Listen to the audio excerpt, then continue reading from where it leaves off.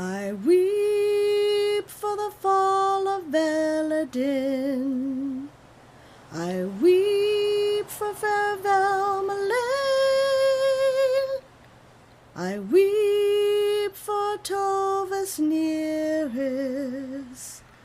Their light will not shine again. I weep for the city of Torn. I weep for Valsira's fall. I weep for Enhedia, for the tyrants rule them all. Who will come to the Nassau banner? Will you fight on Valdora's plains? We will make our stand for freedom. We will end the tyrant's reign. Tout le Veladin mor, tout le Velmalane, tout le Tovas Neris, televene fils merein, tout le Benerel torn, tout vel Siramor, tout la Enhedia, relesseleth meocor, for quen velar neshkel nasar, for quen nesh hasworir, halanata veldarashar, doth quen tel meocorer.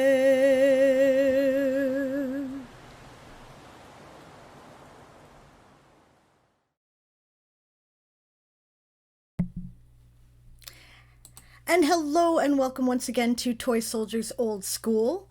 A little atmosphere there. This ancient song by a bard named Lyrisan Verbena is currently being sung in the streets of Silverwood, where the characters are hiding out after a massive defeat. So, my name is Diane Morrison. I'm known in the community as Sable Radia. I'm the creator of the Toy Soldiers Saga, and I am the game master for this evening.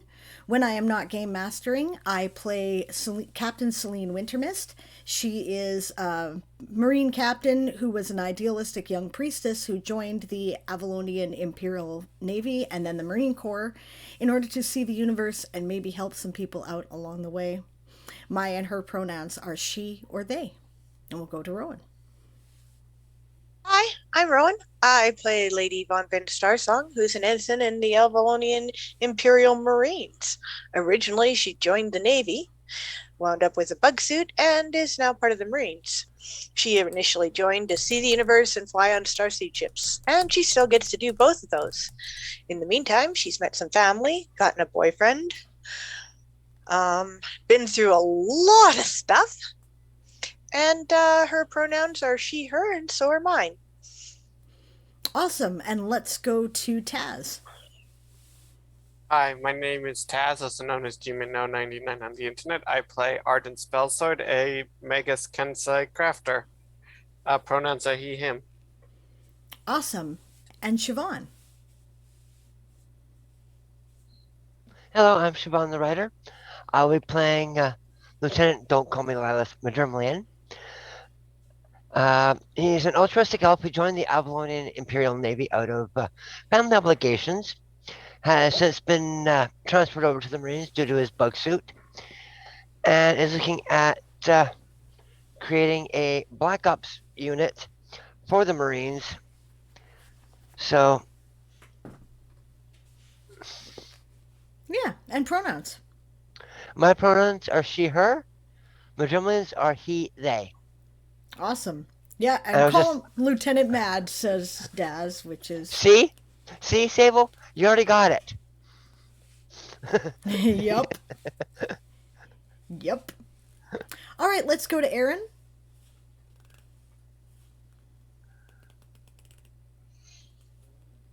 Hello, my name is Aaron. I'm known online as Aaron Ree, which is spelled exactly as it sounds, R-I-G-H.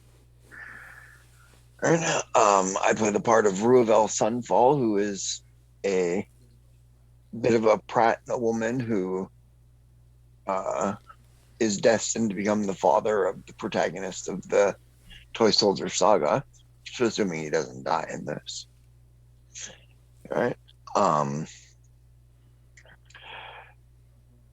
Our pronouns are he, they. Awesome. Yes, and also assuming that Celine, who is destined to be the protagonist's mother, doesn't kill him. But yes. Yeah. Yes. Let's go to Chris. Hi, I'm Chris. I play Arian. He's the slightly grizzled older guy in the group. He is a somewhat reluctant officer and nobleman. He had originally joined the Marines. Never was a Navy guy like the rest of these, people, but he originally joined the Marines to find out what had happened to his parents. He's since figured that out. It came with a bunch of extra baggage that he wasn't quite ready for, but he's going to do the best job he can with it. And our pronouns are he, him. Awesome. And Blake. Hi, I'm Blake. I'll be playing the part of Crowley, a Phoenix, a feline-like race of my own creation. Along with his friend Yasma, joined the Navy, has had a bunch of adventures and fun, caused some trouble, and we'll see where his adventures lead him next. Our pronouns are he, him. Awesome. And last but definitely not least, Dawn. Hi, I'm Dawn. I play Yasma Snowwind. I joined the Navy just for the heck of it, as an orphan with my friend Crowley. And then I found out I had family and I was royalty and, big surprises. And I can turn into a tiger now, apparently. Our pronouns are she, her. Awesome. We do something that I believe is unique here on this channel. In this game, we have what we call our chat crew. You'll see a bunch of them if you're not familiar, like Dragon Magpie saying Corporal Nimmelin Opal Arbor reporting for duty. You can join too. It's a channel point reward, 100,000 points, and you just select I want to play. And basically, you're playing a very important NPC. They're usually enlisted Marines, and they have had significant effects on the plot. We do pay attention to the chat for their actions, exactly like Stretch, like me, he says, which is awesome. And they'll be participating actively in the game as we go. So, go ahead. I do have one thing to say. Yeah. So, Sergeant, are you supporting insubordination? What? Who? Which one? Dazzlecat. Oh. Shh. Never report unless you have to. Yeah. Nope, not me, says Dazzlecat, which is awesome. Yeah, it's fun. We have fun. That's what we're all here for, after all. This is episode 68, which I am tentatively calling Counter-Strike, provided, of course, we actually do that this time, but I really don't have any control over what the PCs choose to do at this point, so that will be up to them. And let's have a intelligence or Black Ops officers report. Black Ops report. Let's see. Well, we destroyed Glimmerfell by pulling the Hearthstone, taking as many enemies as we could with it. The king has died. Long live the king, who is about to be go through a coronation. The Imperial Crown Prince is on site, watching to make sure everything goes well, and a number of our members are out looking for refugees and/or taking care of the shop. As far as I know, the heir apparent and his girlfriend are currently at the bar. Fair enough. Yeah, all right. And I guess I should put up my background stuff. Okay, so let's see, some things going on. All right, first of all, tonight is a giveaway night because the characters made a level. And this has been overdue for, I don't know, a session or two. But we are doing it tonight. What is up for grabs tonight is a membership to the Toy Soldier Saga and the Weird West on World Anvil, which gives you access to all of the fiction and RPG material for 1 year. Exclamation point raffle to join the raffle, and you're up for it. And depending how many people are in the raffle, I may draw more than one. We will have to see. All right. Now let's see. The other thing going on is that I am in the process, thanks to a community challenge, of reading A Few Good Elves live on stream. The first few chapters are available to listen to on VOD and will be so for another 2 days. After that, they come down. I'll be reading the next few chapters this Saturday, starting 1 p.m. Pacific, 4 p.m. Eastern, 9 p.m. UTC, and in the UK, 6 o'clock in the morning on Sunday for those of you in Australian Eastern Time. So, yeah. And we are currently doing a community challenge for part 2, right? So if you feel like throwing in for that, you can contribute up to 2,000 points a stream. All right. And I see we have raised 55,000 points, which I believe is about halfway there. So that's awesome. Now, why am I not hearing my music here? Oh, there it is. Okay.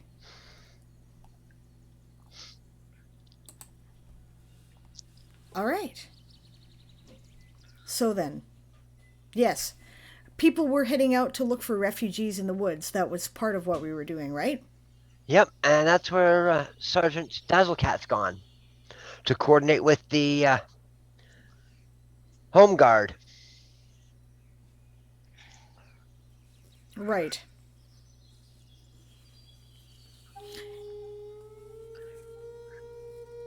Yeah, the Home Guard, yeah, you were with the Griffin Riders. That's right, Dazzlecat. In your bug suit. Yeah. Yeah, so this is actually really kind of a weird situation, right? You can't fly in a big group because you may draw the attention of the Fomorian starfaring fleet that currently has occupied the planet and blockaded it. So, you are going to have to split up to some degree. Also, the people in bug suits, I think they fly too fast to fly under the tree line, right? They can control their speed, can't they? They can do which speed? Control? I think I'll turn down the music a bit. Sort of, but within limits. Yeah, there's limits to it. Right. They move at a minimum of 60 feet per round. Ah. Right? You can move less than that by concentrating, basically, but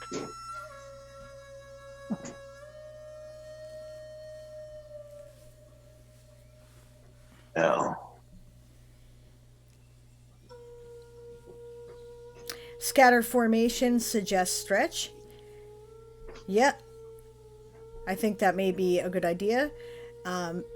Magpie was, Nimmelin was out aiding relief efforts.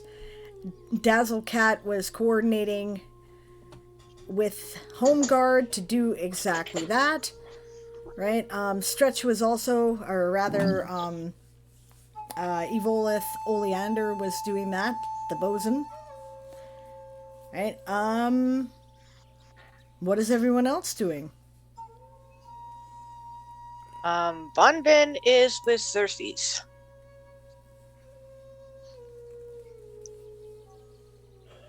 I think I want to start there this evening. And Arden is probably is crafting. No, you're not. Yes. Oh, no, I guess not. I gotta help stuff, right? You better goddamn well not be crafting, because if Celine catches you, she's gonna kick your ass from here to the other side of the planet. Boot you to Glimmerfell. It'd be fun to watch. She'd be in her bug suit. Boot! Boot! The archery range. Me and Crowley, I think, are still at the archery range. Yeah, that's right. That's where you guys were. Yeah, just like Daz says, oh, look out for that smack tree. Daz out of the jungle. Yeah, that's what came to my mind too, yeah. Daz wanted to know if there was a way to paint the bug suits with camo patterns or something to blend into the trees as you fly above them. Yes, you actually could indeed do that. It's metal, it's mithril, right? But grease paint, which is what most camo paint is made out of, will last long enough to do the job for the most part, right? And you could also take a hint from Nunnehi Rangers, since you happen to have one of those around, right, who will be happy to tell you all about the secrets of sticking the local flora in various convenient places in your armor so that you kind of blend in. Otherwise known as a makeshift ghillie suit. Or you could just go roll in some mud and then some loose leaves and grass. That also works. Or prestidigitation. Tends to blow off the bug suit, though. It does tend... leaves. Yes, it does tend to do that, yep. I think Arian was helping to coordinate the incoming military units as they retreated to Silverwood.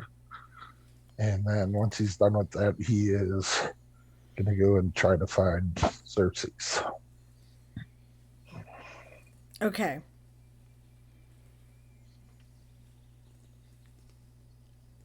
Yep.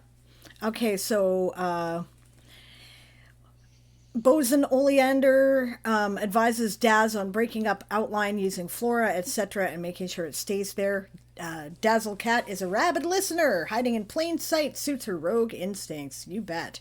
I am sure everybody is quite interested in this invaluable skill. Nimmelin says, oh. Okay. If this won't take up too much time and attention, okay, little side thing for Nimmelin here. I can run with it. An elf grandma grabs Nimmelin, grumbling as she shoos a sheepish-looking gnome from a smoking pot. The grandmother says, "You can't do worse than he did." Than he did. Nimmelin says, "Wait, I can't." Grandmother leaves. Nimmelin, taste. This is fine. Yeah, and the bosun makes a mental note on including this process of camouflage into crew training, which is a fine idea. All right, so let's start with Xerxes this evening. Xerxes and Von Vin. Xerxes is just quietly sitting and having a drink. He looks contemplative and thoughtful. What's on your mind, sweetie? A million things. Since I knew one day I'd be king, but I never thought it'd be like this.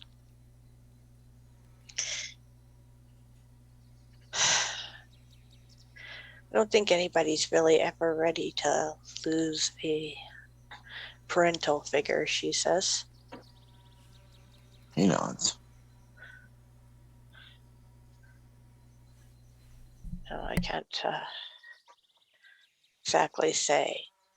It's not like I ever knew Mom, so. Yeah. That came with its own costs, though, I think. Even though I had lots of aunts and uncles and stuff, I got some vague memories of my mom. He says I was really young when she died. yeah.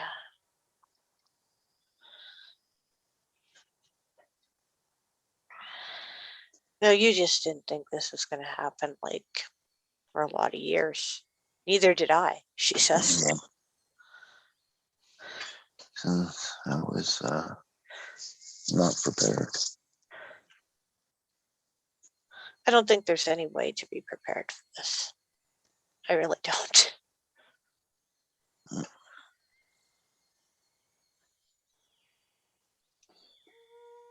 So much has to be done. Yeah, there is a lot to do.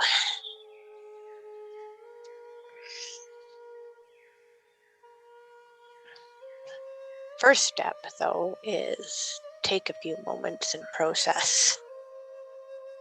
That's what I'm doing. Can't do much of anything for anything if your head's not together, sweetie. You know.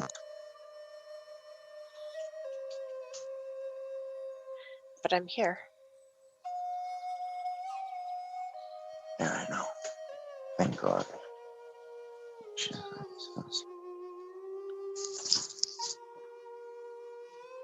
She puts an arm around him. It'll all work out.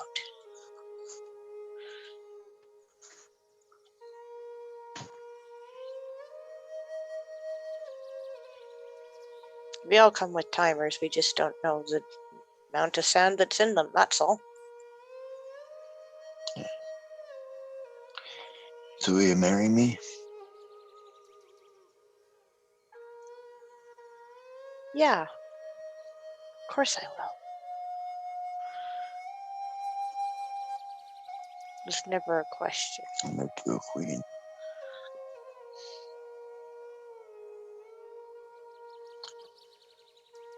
We can live with that. I already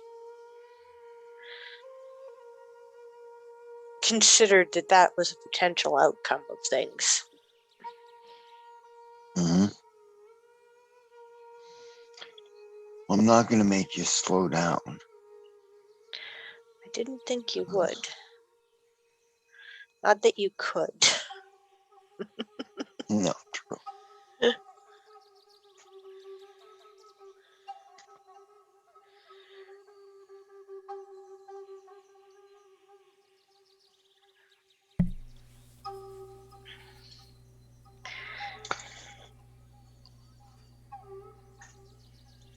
The question is when. Yeah. Talk to the rest of the group about it. Fair enough. Might be good to consult Your with sisters. Dad on the topic too. Yeah.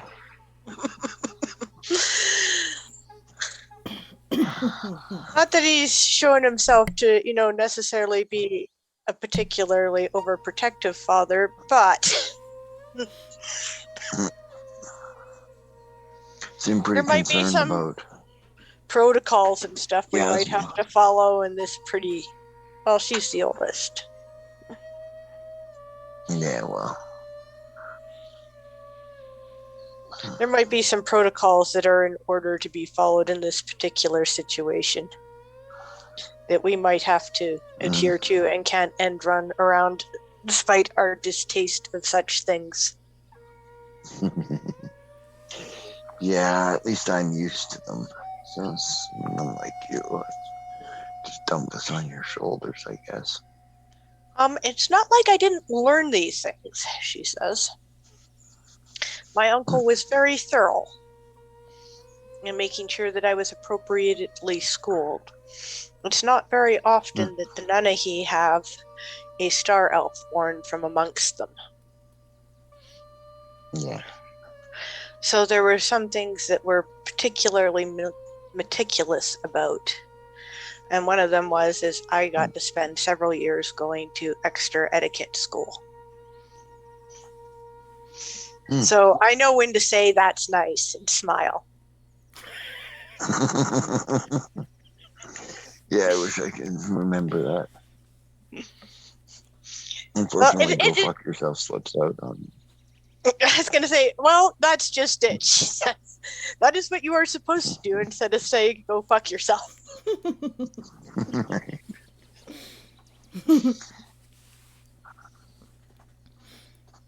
Also appropriate is bless your soul.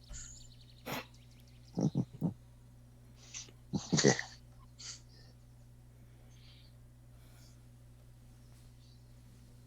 There's Arian, he says. Since you said that Arian was going looking for them. It's about now. Yep. Mm-hmm. He waves him over. Arian walks up and bows to Xerxes. Your Majesty.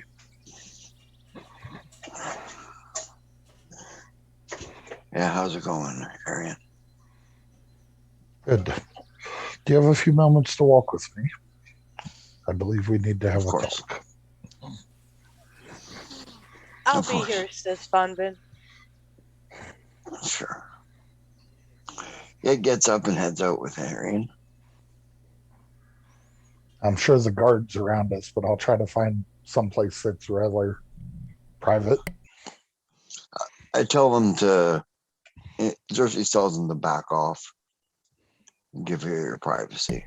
Yeah, they know how to do that. They, of course, Your Majesty, and they kind of, make themselves unobtrusive. They go behind trees and shit, Yeah, and I try to find a side glade or something that's quiet and away from, passersby. That's the point I was making. There are plenty of quiet places in the city right now because the city is organized towards receiving and dealing with refugees or in coordinating military campaigns. So basically the public parks are empty, the school playgrounds are probably empty, stuff like that. Yeah.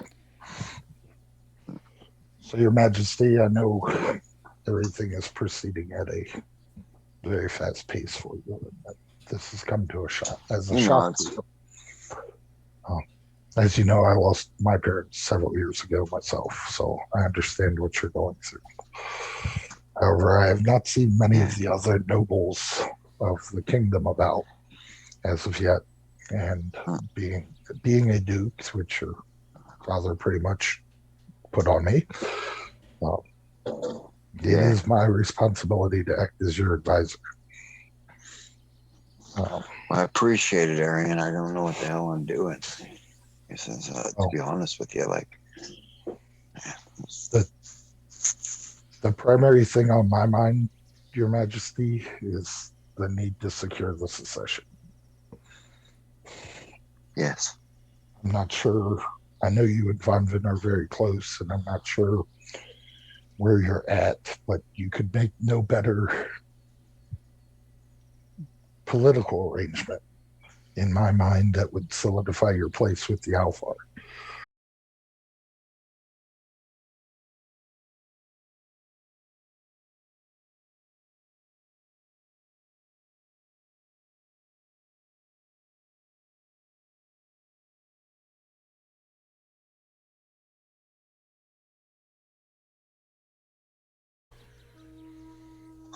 No. As of about, I assume there are, referring to after the whole idea of the match. I'm also shutting down some stuff in the background just in case it's interfering. Anyway, I assume there are Alfar amongst the noble houses that would see this as an opportunity to bring down your house, pointing out the sudden fall of everybody. It's entirely possible. So I think it is important that you make as good a match as you can, and I can see no better than Vonvin, and I know you have feelings for her, and she has feelings for you. From what I I've already asked her understand, to marry me.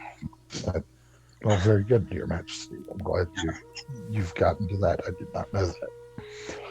However, Yeah. as indelicate as this may seem, and I know I am something of a blunt object, I do believe It's all that right, Aaron. I don't mind. I do believe that one of the primary goals you should have is producing an heir of your own body. I don't know if you have any kids out there, but I assume that any of them that you would have would be illegitimate and may cause problems amongst the Alfar houses. Mhm. Plus, we're at war, my lord. We have no idea Yeah. what could happen. I Yeah. know it's not what you want to hear right now, but as a No, responsible noble, you're right.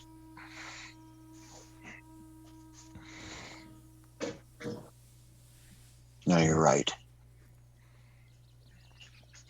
Says, I feel a responsibility to your father and your house. I swore my loyalty to them, and it is, I see it as part of my job to keep you and your house on the throne.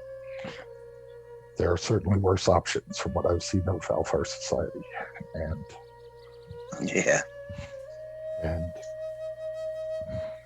with everything that's going on, I just thought I should point it out because I didn't know if it had even registered on your mind yet, Your Majesty. He says, yeah.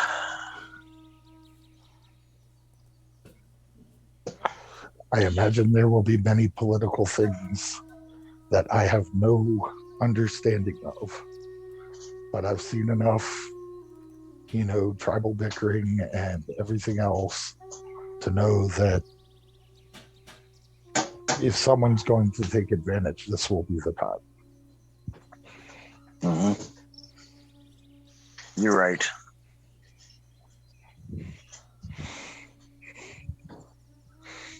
That's all I had to say, Your Majesty. I just wanted to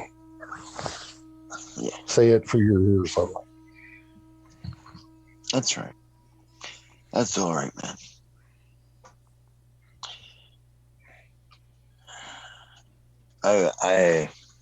He says, I'm going to need all your guys' help. I assume as much, sir. To that point, with the destabilization of the military by all these lawsuits, I would recommend that if you want us to be the most effective, then you're going to have to perhaps make some promotions and put us in positions where our official authority lines up with our, shall we say, familial authority. Celine is making her way over here at this time. You see her further down the park, and she's headed in this direction. Your Majesty, Celine's coming. Yeah. Yeah. Yeah, he says I got to think about that. We'll do everything we can to support you. Your Majesty, she says.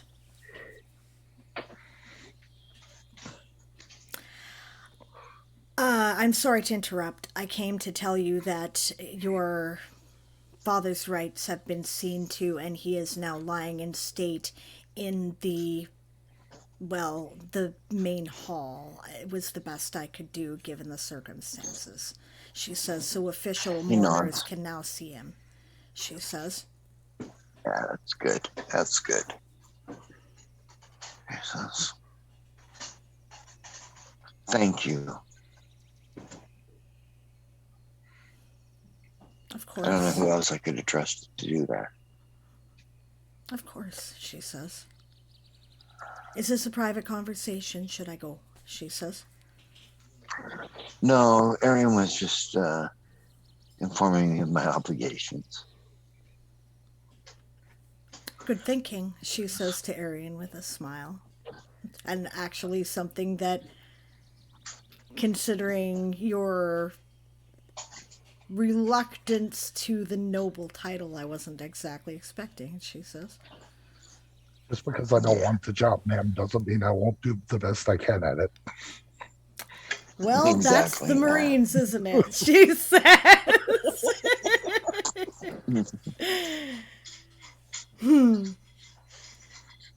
Awesome, she says. Have decisions How's been made?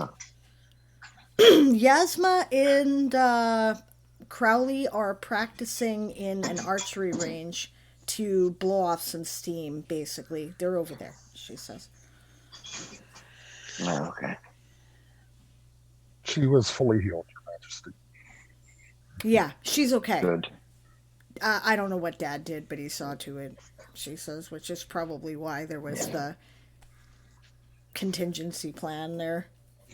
Which is a good idea, and we should probably get you one of those as soon as we can, actually, she says. If we can talk Dad into it. She says, have decisions been made along any of these lines? Are you up to having this conversation? She says to Xerxes, because there's a lot that needs to be done, and now I need your official permission to do it, she says. Yeah, I'm up to it, he says. So I have to be. I don't got time to sit here and mope about it and be a child about it. It's okay tomorrow, she says. People are depending on me. But you're right. Yeah, we do have to do the job, she says. And I'm glad. No more when I have time. Of course. He says, what can I do for you, Captain? Okay, she says. What we do next depends to a great extent on what you are doing, she says. The planet is under occupation. She says the seat of power is in Glimmerfell. To do a proper coronation, we should probably go there. She says, I'm not sure how to go about it safely, but we need to make a plan to do that. She says, we should also get your... City. Oh, good. Okay. Then we should take them.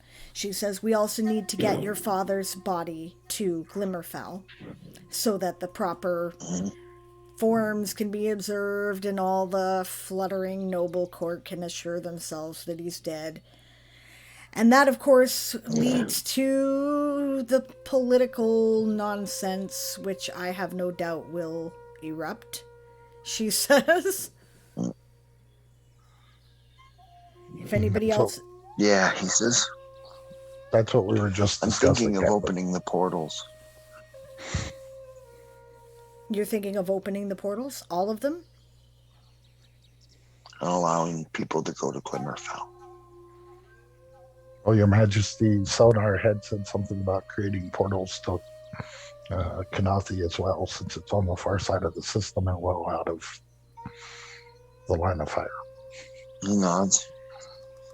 It makes sense. That's a secondary concern we're going to have to look at, she says.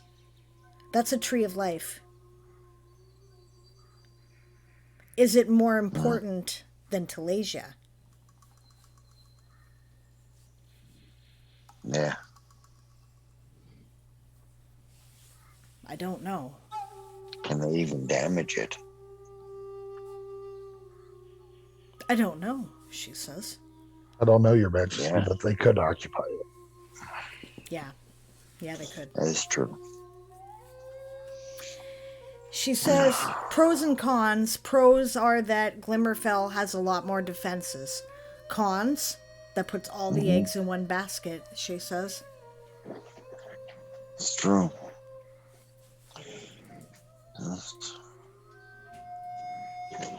Yeah, you give people a choice.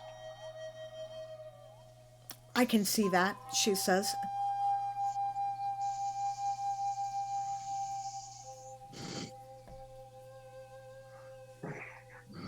He says, I mean, I will open Glimmerfell up even to non-elves.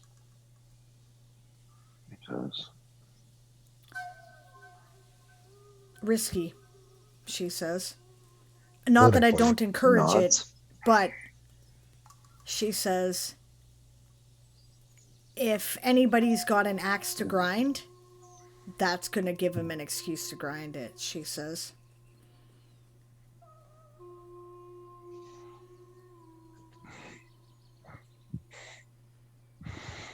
There are other planetoids on the roots of the Tree of Life, correct?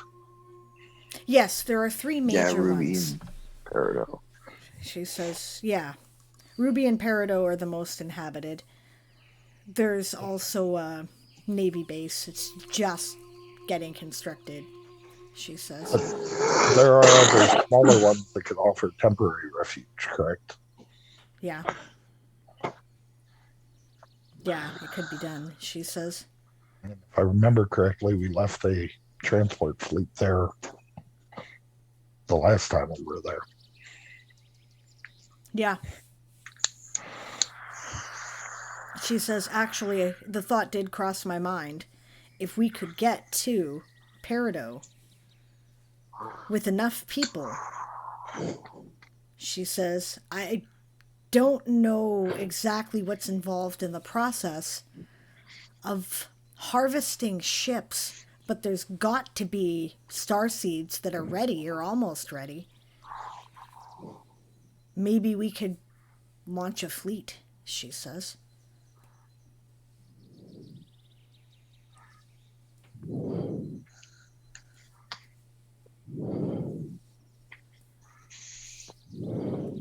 Now, the Dragon Space Fleet should be here shortly anyway, correct? Yeah, anytime, if they're not already here. She says, which is another thing, we need to get a message to them so that they don't go flying into an ambush.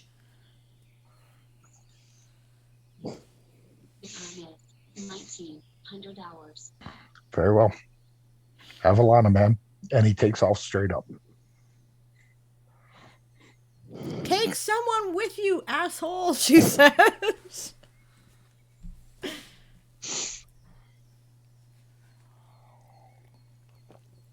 I think I have a better chance of making it through alone, ma'am. And this way, if I fail, you'll have somebody else to send.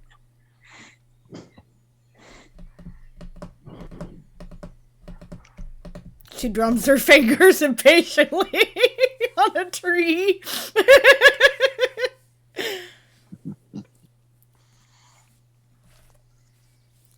Do you really think that, or are you just doing that in order to take the risk all on yourself?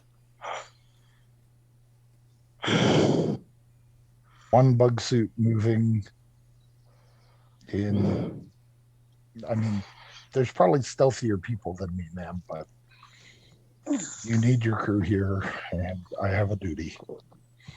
And one bug suit is much less likely to attract attention than 2. And I have Kara, who can help support me if I need to do a bunch of running around and hiding. Okay, I do actually see your point. I want you to maintain contact through the message system the whole time. Report regularly, she says. Avalana. All right, go on. You're right. Go ahead, she says. Benjamin notes it down in the logbook.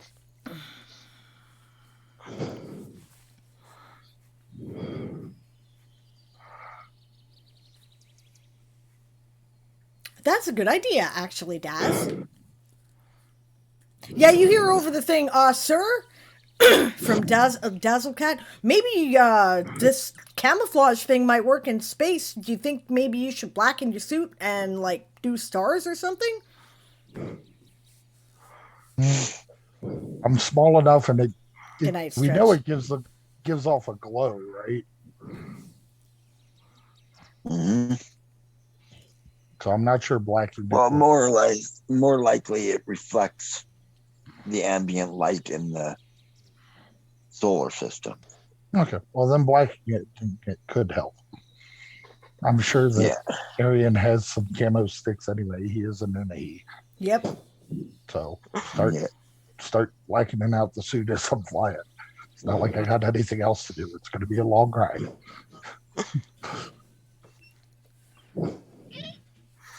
She also offers you her space skid with the mini pult and the poo ammo.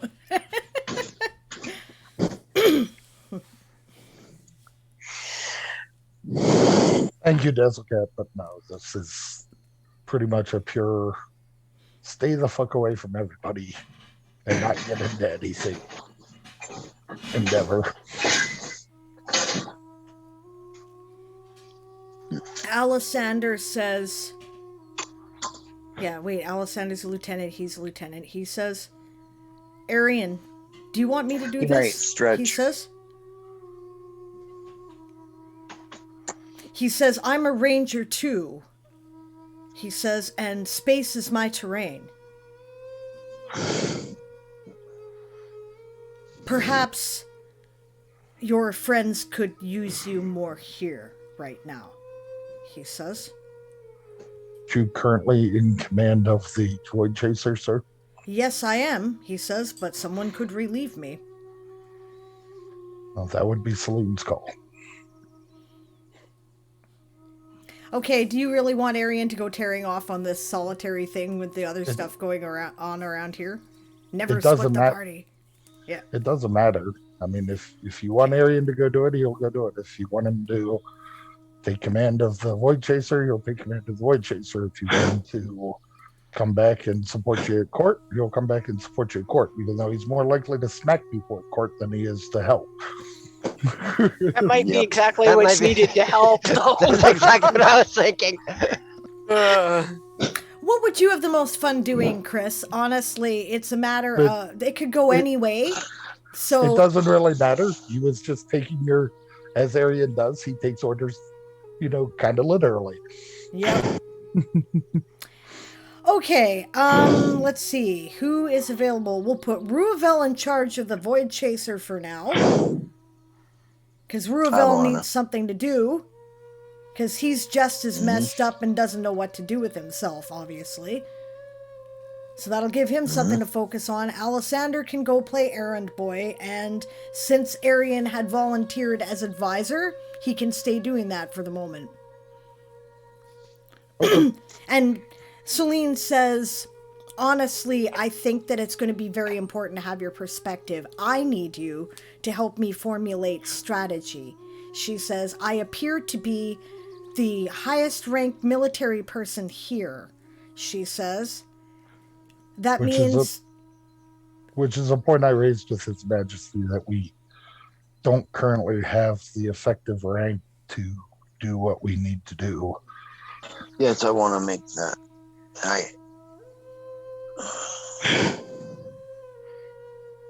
Yeah. May I recommend that you check and see who still remains on Glimmerfell and see if there are people with seniority. She says, I'll do the job, Cersei, so you know I will if you want me to, but I have nothing near the experience. Yeah, I know. But generally it's going through the list of casualties and looking for the general. Since we know that he survived, or supposedly. That's a ground force general, That's not a ground force general, exactly. It's not answerable to the Navy or the Marines. Ah, right. Yep. For all you guys know, Celine might be the highest ranked member of the Navy or Marine forces still alive in this sphere.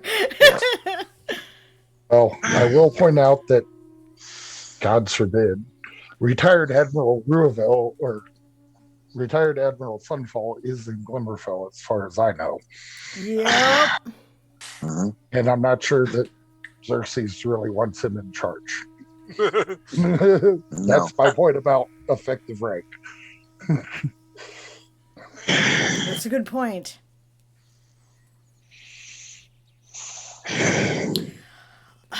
Celine says, Ruavel, I need your opinion.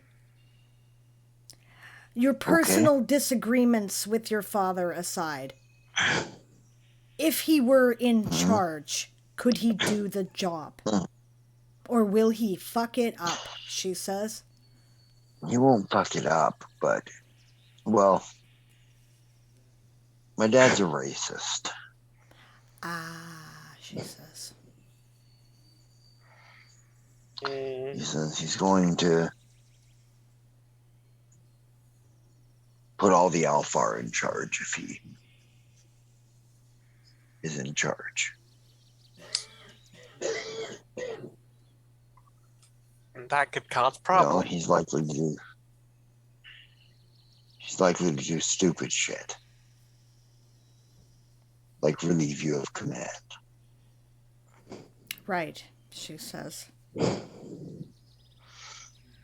Assumes he's still alive. That's true. We don't know that, she says. He may have been in space. Mm-hmm. Okay, so may I suggest that the first thing that we need to do is coordinate who we still have around so that we know what our forces are like. She says, if necessary, we can use your influence and my father's to pull rank and do whatever we need to do to bump promotion to whoever we need to give it to, she says.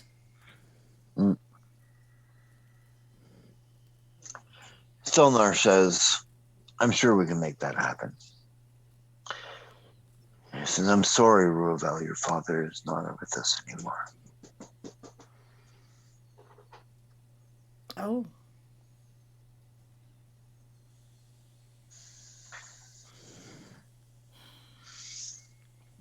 I'm sorry, Ruavel, she says. He nods.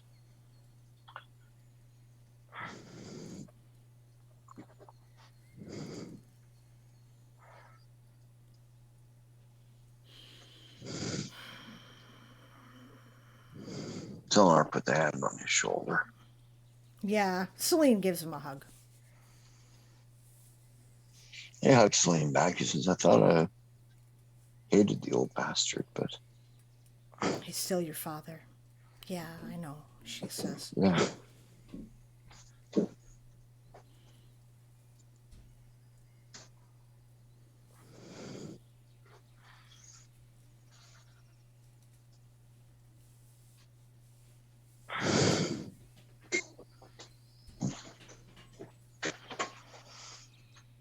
Well, and that a kick in the crotch, he says.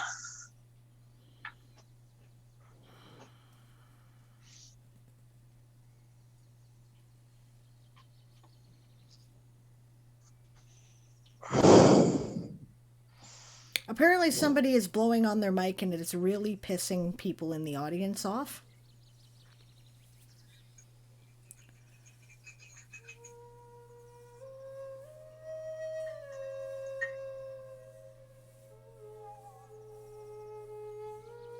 Yeah. Okay, yeah, that's... It could be why Stretch went to bed, It happens. actually. Yeah, it's alright. No, he was tired. Ah, it's just blocking out the other speakers, that's what it is, okay. And oh, we're all talking low because this is a sad moment, too. Mm-hmm.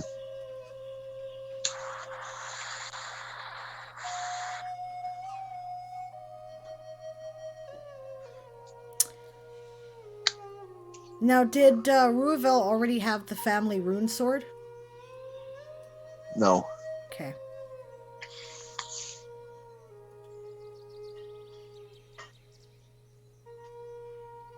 Yeah, she says...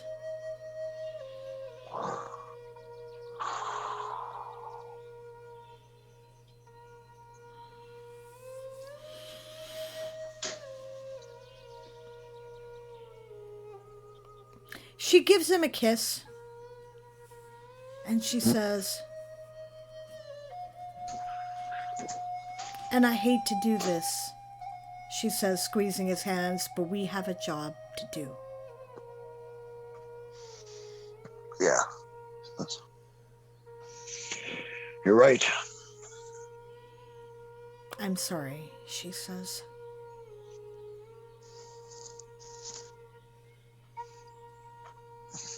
He shakes his head. It's okay. She touches his He says. face.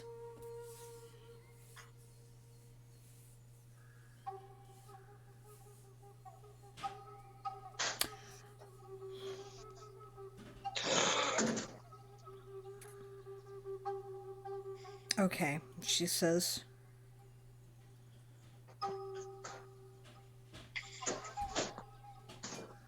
I assume Arian's touched back down by now. Yeah. Yeah.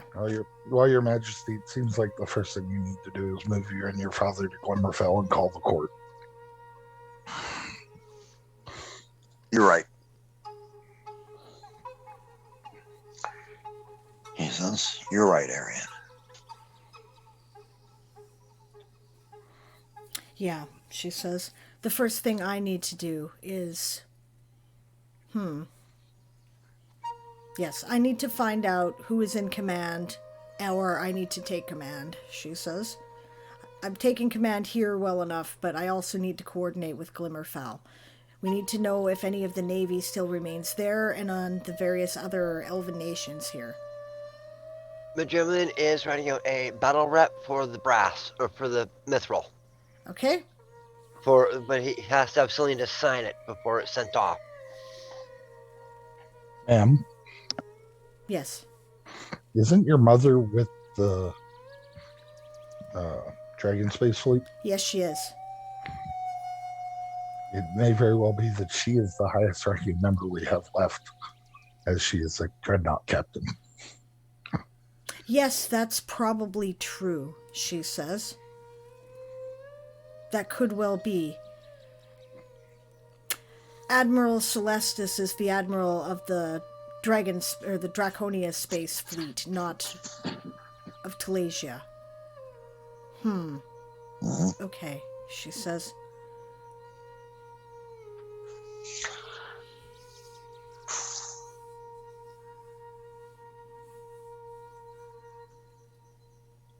All right.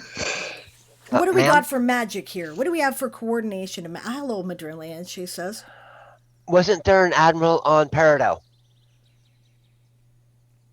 There was, but they weren't stationed there, she says.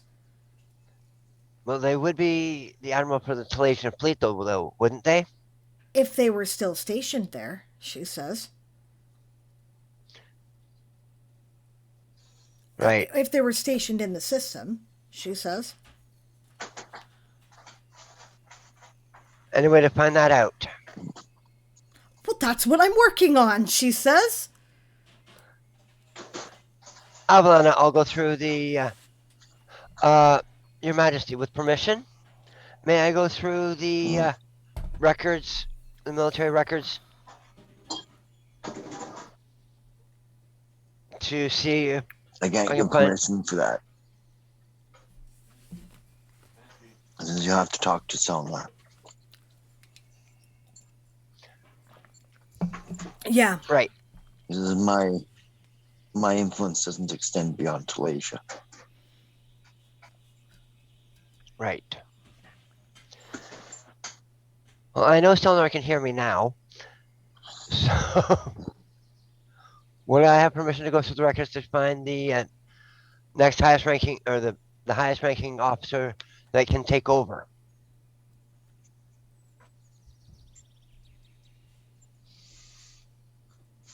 He says it's not necessary. The highest ranking officer here is Celine.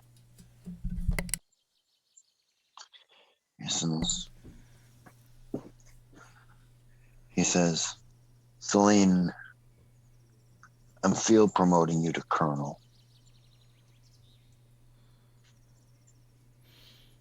Avalan, she says, salutes. Your Majesty, or Your Imperial Highness? Yes. Oh, field promoting her to colonel may be useful with the Marines. I'm not sure how the rest of the Navy will take it, given their attitude towards the Marines. Perhaps it would be better to transfer her back to the Navy and field promote her to Commodore or something. You might be right. She says, unless you happen to know He says, everyone yeah. who's dead, Dad, I think this may be premature, she says. He says, I know a lot of them who are dead. He says, I want you in charge. Avalon, she says. He says, I want somebody I can trust in charge. He says,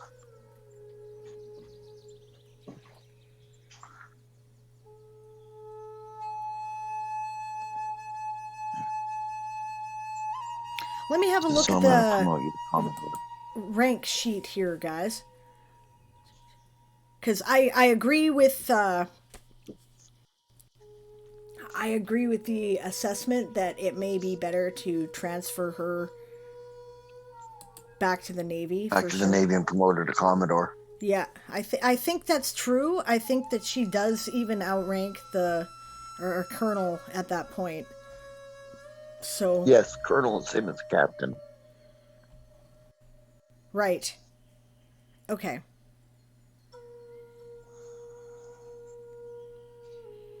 Okay, I'm just checking but I'm pretty sure that you're right. Yeah.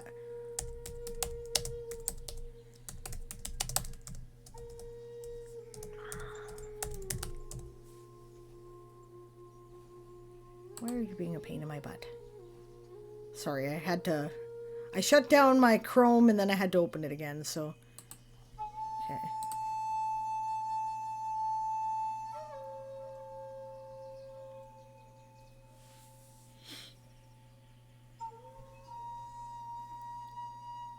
I'm amused because there's an organization, some video game called the Imperial Armed Forces of Avalon.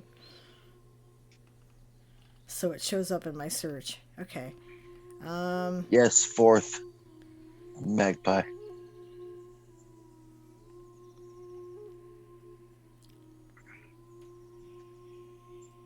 Yeah, a Commodore is an unofficial rank.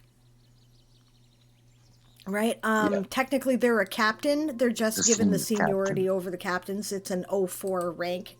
Officer 4, which is a different system than the system that is used in NATO, by the way, because this world does not have NATO. Just in case anyone's confused, going, that doesn't sound right. No, it's not right.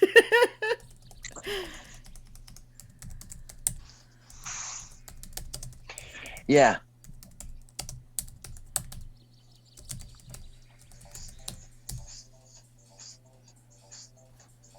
Okay, and there's the He Marines. says, yeah. He says, yeah, I think that I'm going to raise you up to Commodore there, Celine. Avalon, she says, and salutes again. He says, Arian. Your Imperial Highness. Says, can you take charge of the Marine Corps? Well, in this sphere, absolutely, sir. If that's what you want. Says, I'll promote you to the rank of Lieutenant Colonel. I mean, that is the whole Corps. Is that what he's doing?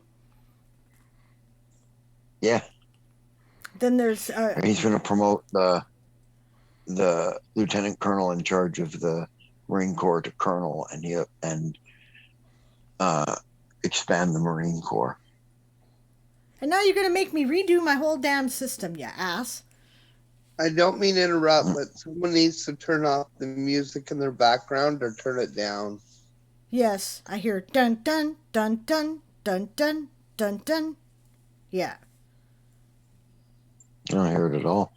Well, now I don't hear it. I did. Oh, that was Jamie. Ah. Nothing. It was just your music was loud. Okay. So, Major is the other equivalent of an 04 rank, a captain, right? Just so we know, right? A Marine Corps Major is the equivalent of a Navy captain. The Lieutenant Colonel is the equivalent of a Rear Admiral. Okay. A major of Marines, And maybe? then he'll promote him to major. Okay. I guess I'm out of uniform, says Celine. I don't know if there is a Navy uniform here that would be appropriate, she says. I will see what I can do. Selnar will fabricate one for her. I was about to say, fortunately, her dad's an archmage. Fortunately. I was going to say, fabricate works. Thank you, sir. And the rank insignia is for Arian too.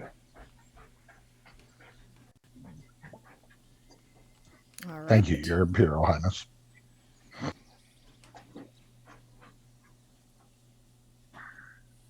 Well, I'll have to redo the image and the thing when this is all done, probably, because actually that captain's outfit's pretty sharp. Yep. Yeah, it's okay, elves in space, how similar to Earth can they be? Exactly. Xerxes has to find an amulet of Freya.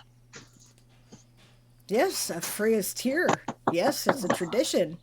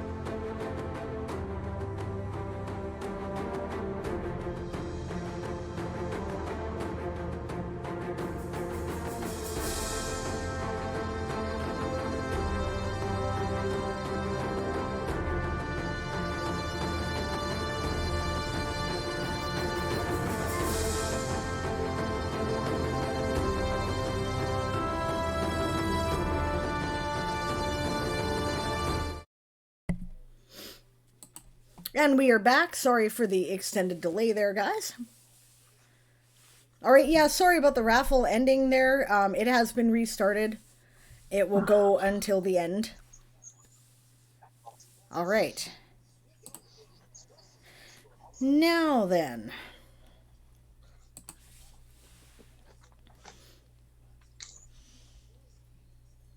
Let's return to the archery range.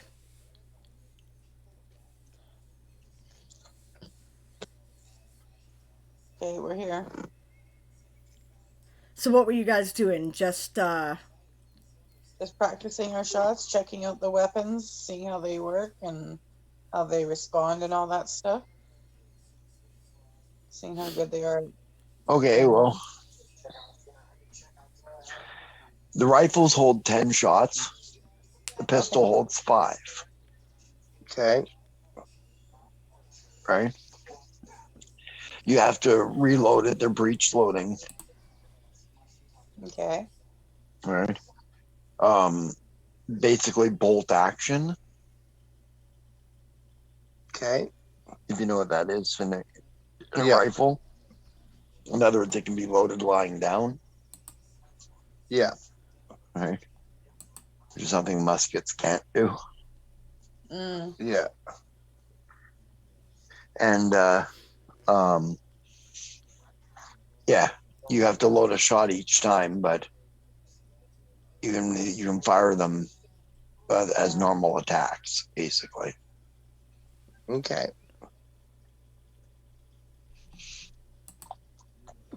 Reloading Well, it's a free action. Yeah, I guess we're just It does not practicing. provoke an attack of opportunity. Loading, firing, and aim.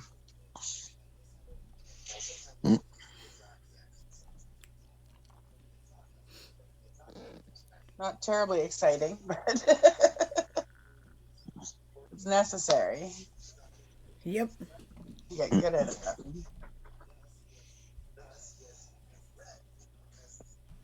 My computer is making weird noises at me. I'm just checking to make sure that all is well. Yeah, so yeah, okay. until we were needed, we were just practicing with the new weapons. Okay.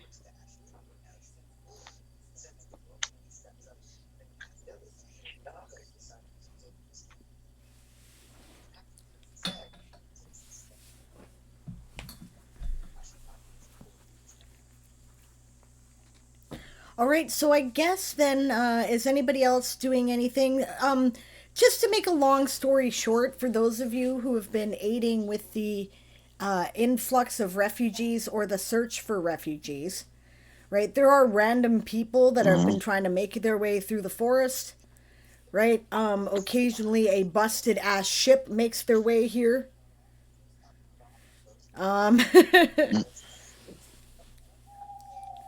There are some, scattered soldiers. It's a mess. Everything's coming in dribs and drabs, basically.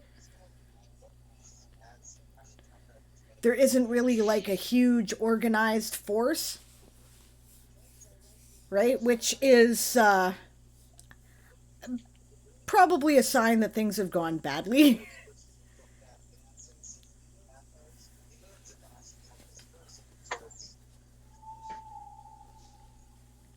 The surviving military people report that basically they haven't seen any sign of landing since the city collapsed. But of course, the skies above are occupied by Fomorian forces, and one scored up messenger ship. Let's see here. Who the fuck should... I wonder if that should be anybody important. Yeah, lieutenants tend to run that and ensigns. So I'm trying to think of whether or not there's an important NPC who's going to be like an admiral or something later on.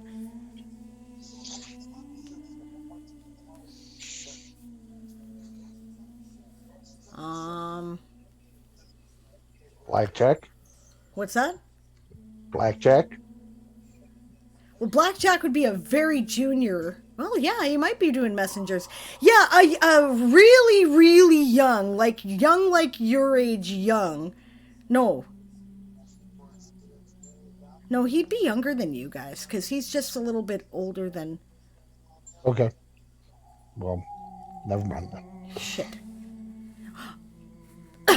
Maybe a young midshipman comes in on one of the pinnaces. There we go.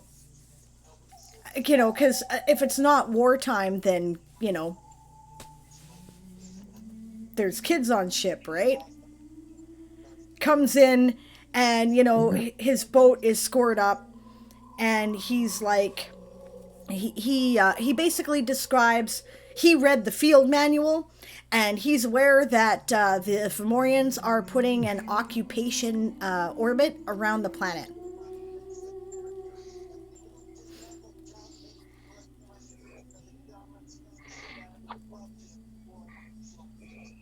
Thank you, midshipman. Avalon, he says. Salutes. He's not badly wounded. He got you think if you had to guess, he may have zigged where he should have zagged with his ship and got bounced around in it a bit, his little boat. Go see medical. Avalon, he says. Get your wounds looked at. Yeah, and he scurries off. Little Elfar boy. You know, not little Elfar boy. He's like, you know, kind of a tween, you know? Yeah. Yeah, probably a bit shaken. Yeah, he's as pale as a sheet, you know? But he does go run off to medical, like he's told. Arian looks at Slade and kind of quirks an eyebrow. I thought they were all supposed to be off ship by now. Yeah, they are, she says. I don't know what happened there. Should probably find out, she says. You think I should go talk to him, or do you want to? Or do you think we should send someone else? I could go talk to him if you want. Yeah, maybe so. I'm happy. He might warm to you more, she says. Yeah, all right, go ahead, she says. Yeah, I'll walk out following him. Yeah, he does go to medical. All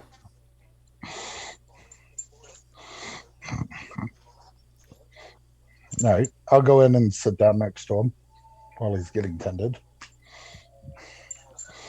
So what's your name, son? Fislin, sir. Fislin Goldenbow, he says. Now, Midshipman, he says.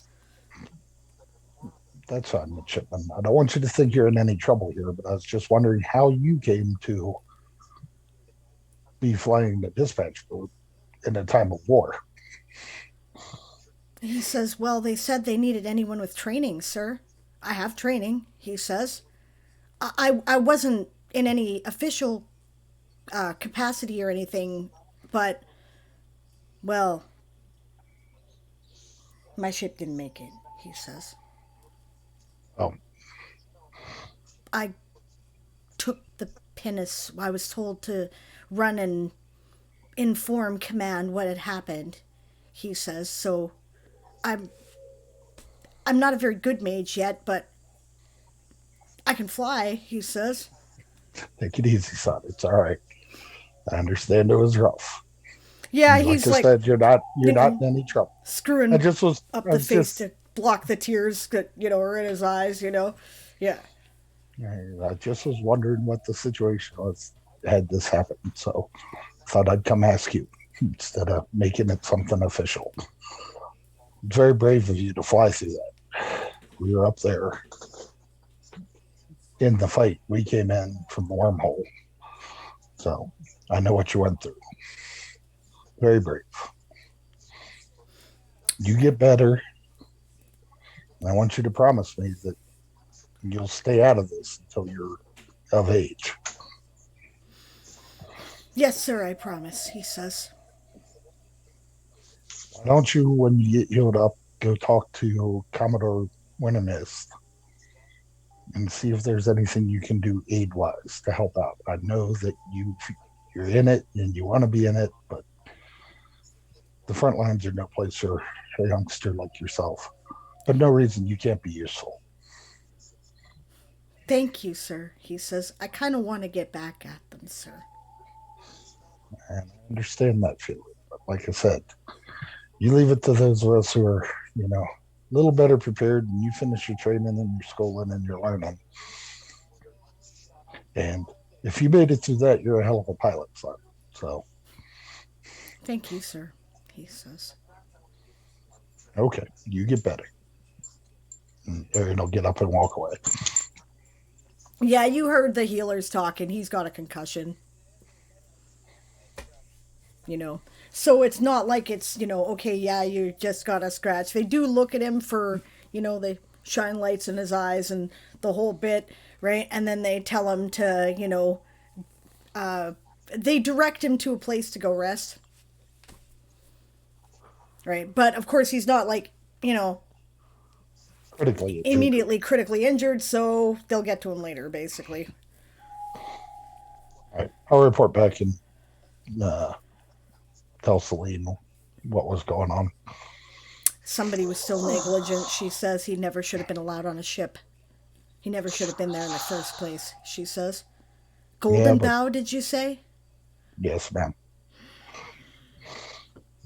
But he's a brave lad, and he must be a hell of a pilot to come through that at his age.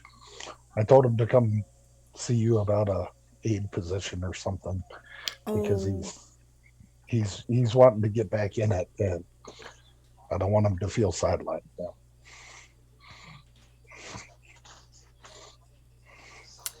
Good. That was good move. Thank you, she says to Arian. Yeah, I'll find him something to keep him out of the fighting, but it'll be important. I need an aid, actually.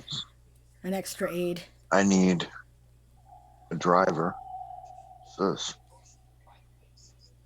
Xerxes. That's true. That's true. I'm going to drive my pinnace. I'm going to pilot my pinnace. Makes sense? And I'm not going anywhere near the front lines, of course. Makes sense? Yeah, I guess not, she says. He's a little busted up because his ship was lost. Oh, poor kid, she says. How old was he? 35? She says. 40? If that, him. Can't be older than 40. And that's why we keep them out of war, she says. Whoever wasn't obeying regulations, if I find out who it was, I'm going to kick their ass, she says. Sounds like the Fomorians probably already took care of it for you, man. I get the impression that he was told to run, and he jumped in the pinnace and took off.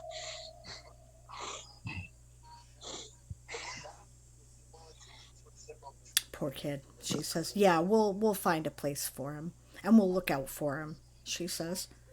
You bet we will. Thank you. You did great, she says. Squeezes him on the shoulder. Yeah, I told him he wasn't in any trouble. It's certainly not his fault he was there.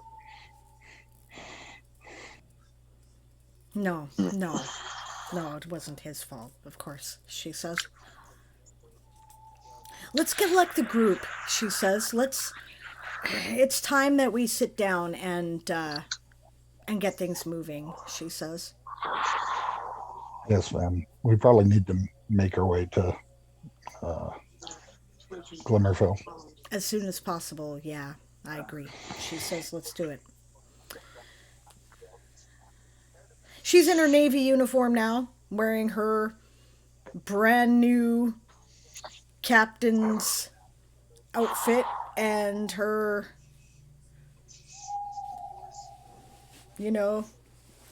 I don't know what it'll designate a Commodore. I'll have to come up with something. Probably a fancy fore and aft bicorn cap. Probably. Sorry, I didn't quite catch that. It was a little broken up for me. Probably the fancy fore and aft bicorn hat Yep. with all the braid.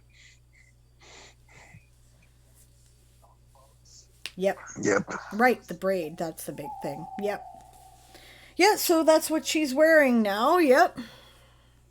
You mean the shoot me, I'm a target hat? Yep, the shoot me, I'm a target hat. That's right.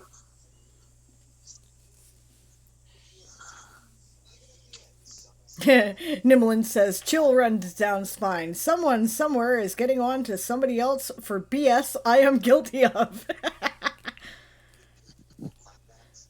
Yeah, considering that Nimlin is actually apparently not quite old enough to be in the Navy and we don't know that.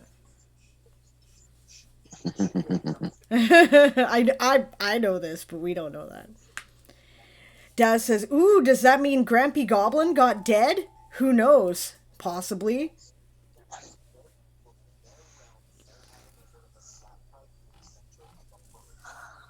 Possibly. And that's the problem with war, right? This is the situation where nobody knows anything, and how do you get the information, right? Yep.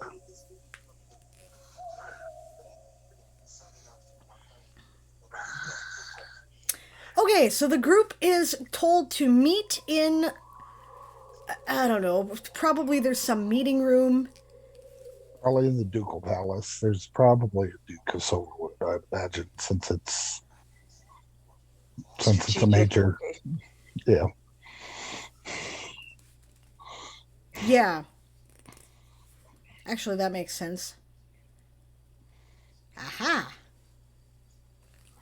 Arian will send out word for the senior non-com of Marines to report to him.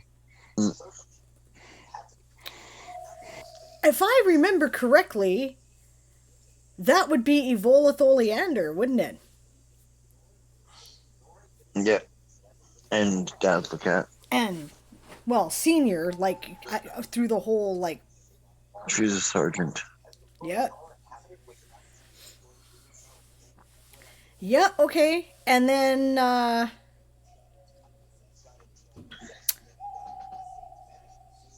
yeah. Okay, so which do we want to take care of first? The discussion of the political aspect or the discussion of the military aspect? Because Celine should be summoning people as well if we're doing the military aspect. Well, I don't think the military aspect can get sorted out as fast. All I'm going to do is tell the senior non-com to start, making lists and figure out who we've got, who's left, and then forward me a report. That's pretty much it. And I'm sure that Oleander says Avalonian goes right to it because he's a very efficient officer. Yep. I'm sure Dad's the cat does too. Yep. Despite the whining over there.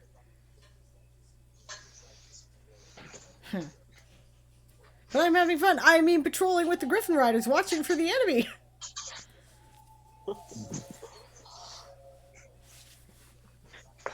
Bitch snivel whine. Yep. Bitch moan, complain. The sound you are making gives my ears a pain. We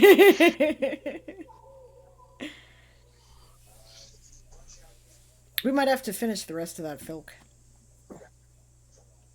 I might. Yep. Okay, so we can't take credit for that. That is Allison.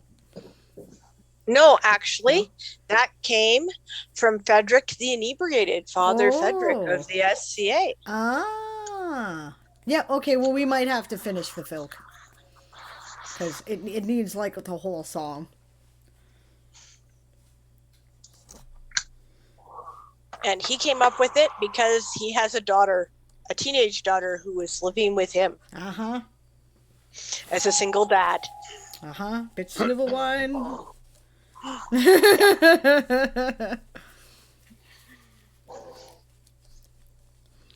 Okay, so People assemble. I assume. Yes. Hmm. Okay, Arden and those of you who are on relief duty, you are fucking exhausted. You've been at this for hours. It is nighttime now, right? Search for refugees has been called off for the night because you cannot see, right? Oh, so it's really dark then, because there's no moonlight or anything, I guess. Or else can normally see in moonlight and such. Just pointing that out. That's true. Specifically designed hidey thick canopy. Yeah. Okay. Yes. And besides, people do need to actually sleep. So, That too. It could be just a change in the the shift, aerial but- search is called off for the night anyway.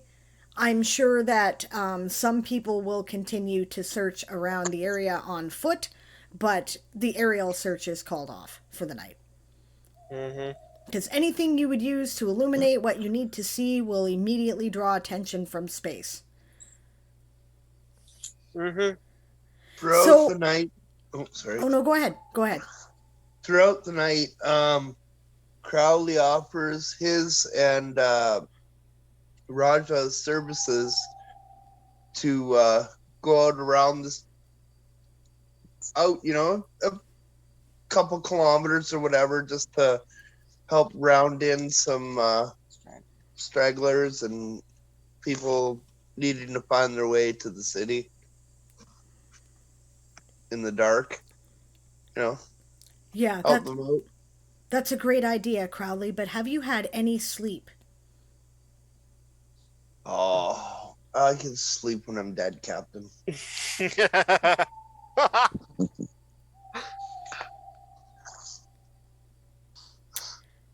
I'm sure someone has a remove fatigue spell. Of course, this on that. He is one of the few people who will be able to do a good job of searching at night. Let's give it to him, she says, and then, okay. But you're sleeping in the morning. Fatigue on him and Raja. Of course, I'll sleep in the morning, Captain. I did get some rest, so I'll be all right. Thank you, Crowley. No problem, Captain. But first, the meeting, she says. We need to determine what our next... Okay, we need to get to Glimmerfell, she says. That much is determined. The king's body needs to go there. Xerxes needs to go there for his coronation. We also need to go there to coordinate with whatever military forces might still be alive working out of Glimmerfell. They will have contact with the rest of the planet that we do not currently. Yes, command would have gone there. Yeah, they would have. So captains and above all have the coordinates.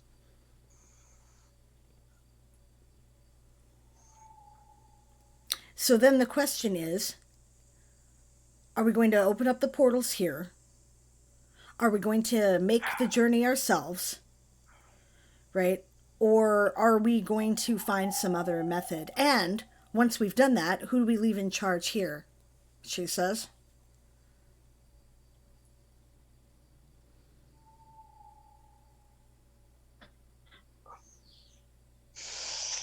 Well, isn't technically here Duke Silverleaf's domain? Isn't this part of what the town was intended for? And Duke he spent his whole Elkhorn, life, actually, she says. Yes, and... Okay. His whole life has been spent training for situations like this, she says. I suppose that's true. We could give instructions that if any Navy or Marine personnel show up, they are to aid local refugees as best as they can and then make their way to Glimmerfell. I was going to say, isn't it mainly going to be the Kingdom's forces that are retreating to here anyway? Almost When the certainly. Imperial forces make their way to Glimmerfell? They should, Yeah. she says. They should. But maybe they can't get there, so they'll come here. That's what I'm So thinking. what I'm thinking is we could leave the general in charge of That the makes military sense. part. That makes sense, she says. And he could just forward on Imperial forces to Glimmerfell.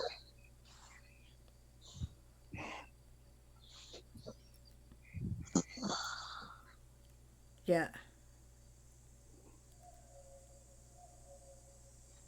Dazzlecat suggests an enemy blockade is too risky to run with their majesties, so at least he should go by portal, and then the ship tries to sneak past the blockade. And then Magpie would like to know what are the rules for invocation on allies' feet again, Aaron. I don't know what feet. It looks like a feat like a, It sounds like a warlock thing. Well, it is a warlock thing, but yeah, we came up with a feat for Magpie that allows them to use their invocations on other people. It's got a range of touch, Magpie. So basically, it works as if you did it yourself, but you do it on somebody else at a range of touch. She's got invocations that do things like, see in the dark and stuff like that. Mm-hmm. Cool.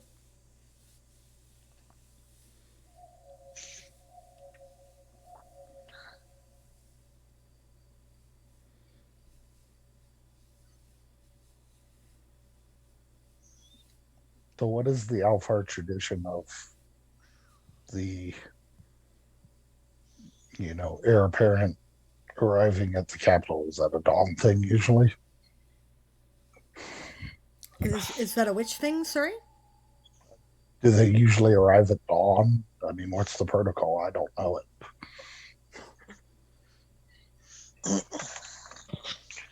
I think we're about to make some shit up. Don't have a clue, says Celine. Looks at Xerxes and Ruvel and kind of goes... Xerxes says, I don't know. He says, I've always arrived when I wanted to arrive. He says, all right, yeah, we're going to have to make a public spectacle of this one. Right, so maybe if we arrive with the dawn rising behind you, it'd be symbolic. Yeah. So perhaps we should coming out of the east. Yeah, and get some sleep and go in at dawn. You're right. Yeah. Sleep is a good idea, says Celine. We all need it. I know. A bunch of you are like, I can't sleep. She says, I'm not sure I can either, but we should at least rest. Yeah.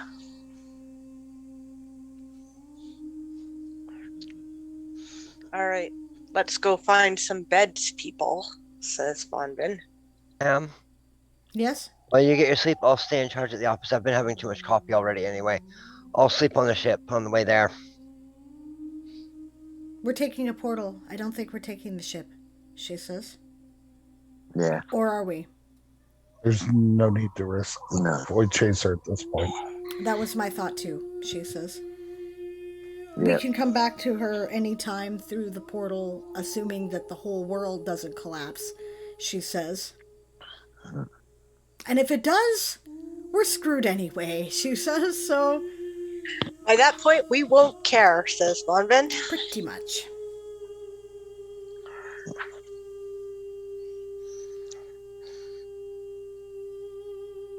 Okay.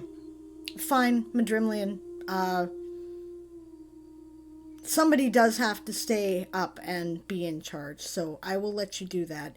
She says, I want you to get and remove fatigue. And when we finally get situated in at the palace on Glimmerfell, you are to sleep at earliest opportunity. Avalana. All right. Good night. I'm going to try to get some sleep, she says. Yeah, says Ruvel. He hugs Xerxes. Yeah. Try and sleep, my friend, he says. She says... Xerxes says, I don't know. No, go ahead. No, you go ahead. I was just going to get some business started, Cersei. She gives him a hug. Yeah. She says, "We've got your back, okay?" Yeah.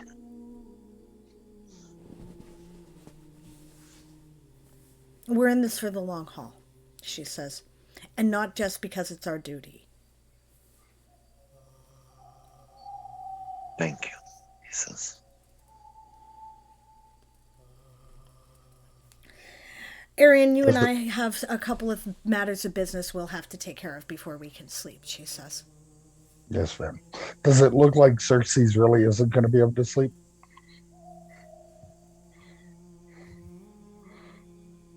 What's that? Does it look like Xerxes really isn't going to be able to sleep? Oh, probably he'll sleep.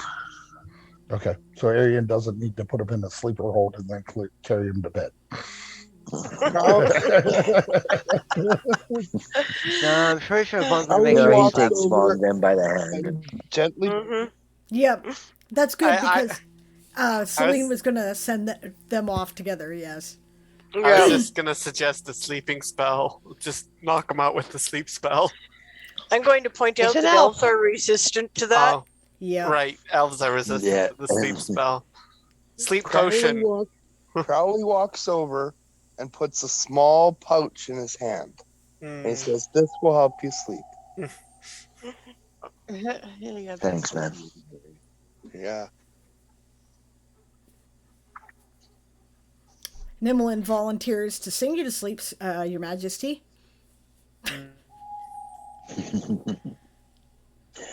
Thanks, Nimmerlin, but that's all right. That's very sweet of you, says Nimlin, or says Von Bin. But I think we'll be fine. I'll be okay, guys. Thank you. Hmm.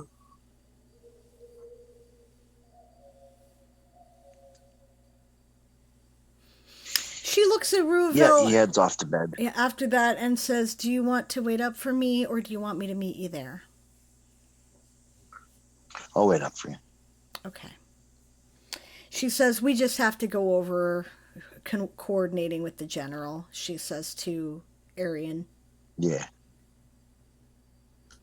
Alana.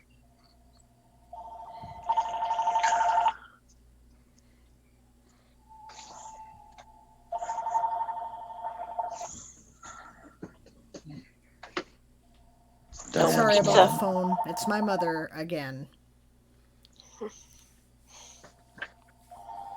Arian will walk over and kiss Yasmin on the hand and say,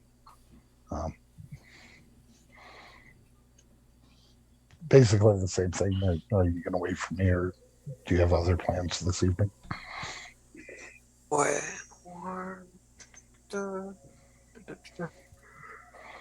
Dawn, did you catch that? You may not have because there was a lot of background noise. Yeah, there was. What was that? Arian walks over and kisses Yasmin on the hand and asks her if she's going to wait for him if she had other plans for the evening. Other plans for the what? Evening. Yeah, Evening. he wants to know, he has business he has to do before he can go to bed. He wants to know if you want to wait up or not. Yeah, I'll wait up. Okay. No problem. We'll wait here, says Rovel. You guys go deal with what you got to deal with. I'll hang out with Yasmin. Okay. Hey, Okay. I can make a long story short with this one, with the meeting itself, right? Yeah. Basically, they coordinate with Selnar, the general, right, and the local duke, right? And, you know, basically Celine lays it flat out. She says, "We seem to be the highest ranking members of the Navy and Marines respectively left alive in the area, so we have been field promoted to these ranks. This is what our thought is about what our, this is our plan. We would appreciate it if you would,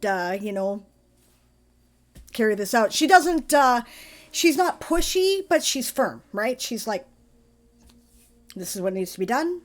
This is our plan. You know, please, if that is acceptable to you, since this is your jurisdiction, please pass these orders on to our people, you know. Make a diplomacy check. Yeah, I guess it's a diplomacy check, because wow, am I ever fucking underpowered for this, right? Well, I'm not actually underpowered for this. Not anymore. I'm level 10, but Good. I'm like way young for this bullshit. You're looking at me going, do you even know how to wipe your ass yet, girl? Yeah. Okay, I rolled a 15 on the die. I don't have my sheet active, but I'm pretty sure my diplomacy score was something like... Your diplomacy is 18. So I guess I rolled 33. And Arian rolls a 24 intimidate to loom behind Celine and offer support. Yeah. I know what I'm doing. She has my entire confidence that she knows what she's doing too. Yep.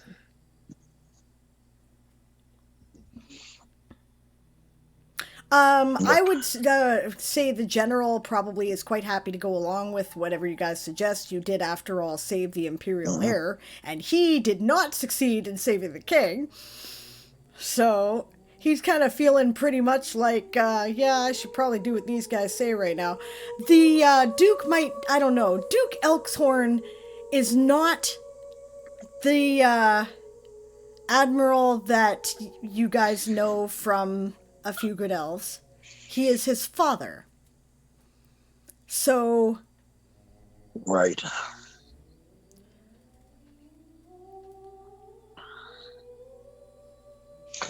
So Duke Elkshorn is happy to take your direction. He's got no military training. Right. He's a mage. A finger twiddler.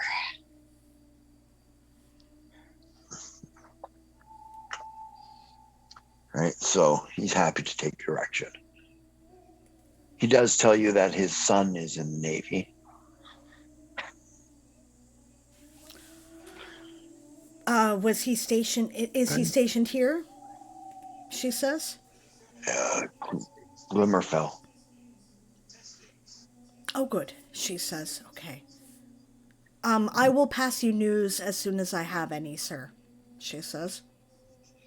Thank you.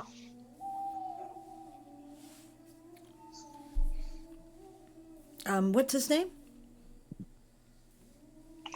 Yeah, what is Zaresti. First name? Zaresti. Zaresti. Okay, I'll look for him, she says. Commander Zaresti. Commander already. Elkshorn. Yes. I think I met him once, she says. Well, lieutenant commander, but that doesn't really exist, so. Right. He's assistant to the XO and his second mate. Okay. And his ship's name was? The Wings of Glory. Yeah, the Wings of Glory, he says. Okay, she says. I will pass you news as soon as I have it. Thank you. She actually makes a note of this. I appreciate that.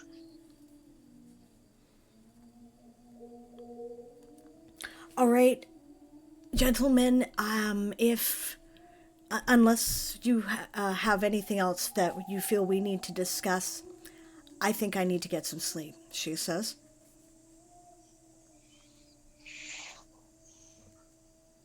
Thank you, she says.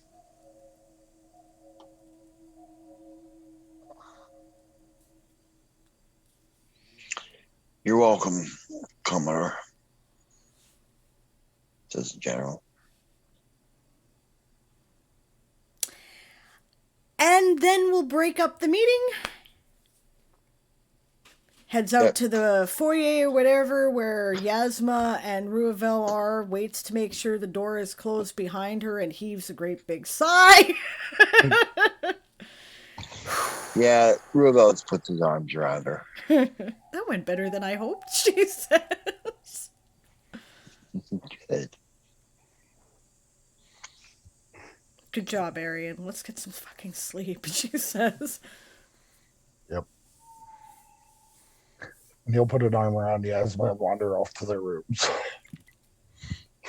Yep, Celine kind of marches Ruavel off as well. Yeah. She says,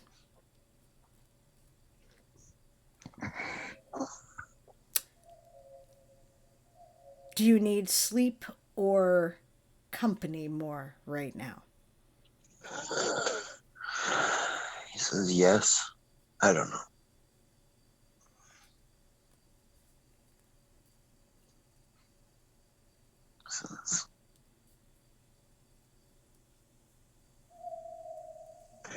I think I'm in shock.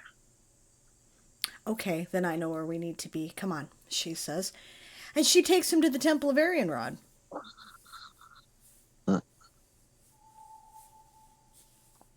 And she goes to their moon pool. I mean, the temple's busy, right? Yep. They're a healing temple.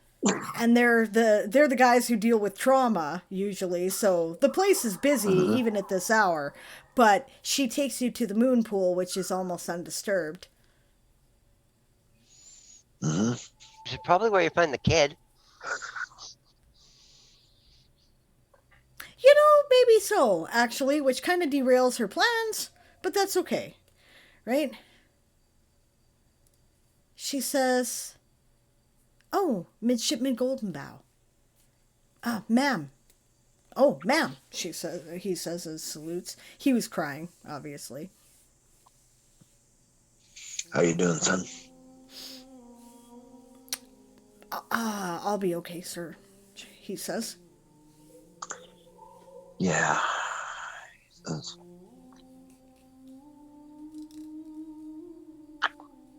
Mind if I sit with you? Of course not, sir. He sits in the moon pool with him.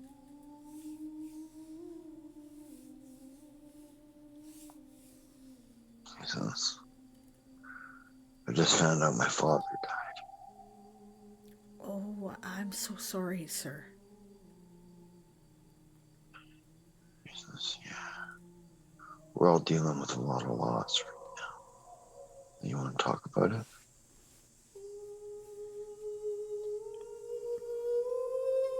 Does one of those kid shrugs, you know.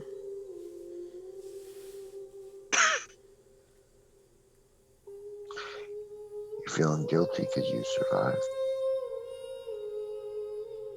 How'd you know, sir?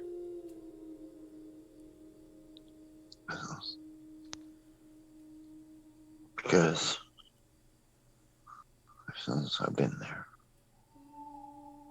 since we never know when our time is, son. Since we never know. So all we can do is keep fighting until our time comes. That makes a lot of sense, sir. I didn't want to leave them, sir, he says, but I had my orders. Very brave. Yes, you're very brave. Since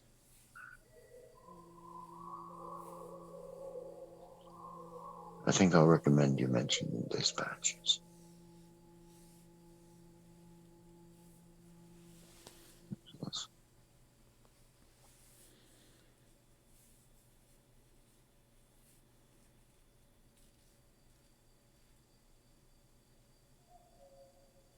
Yes, sir. He says, you're a good sailor, son. You Be a did the hell of a right power. thing, says Celine to him. You did. Yeah. You had your orders, you obeyed them. It was brave of you to obey them, she says. Yep.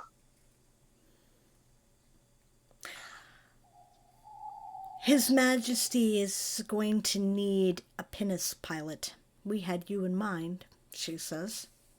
He suggested it, actually. He did, she says. He did. I'd be honored, he says. Of course, ma'am. Sir. Looks to both of you like...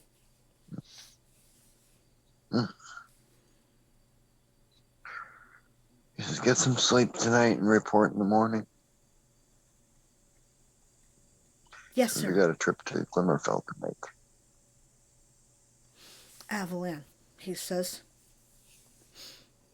Yeah, and he does, he says thank you. And then he heads out, and he looks quite a bit more chipper. Yeah.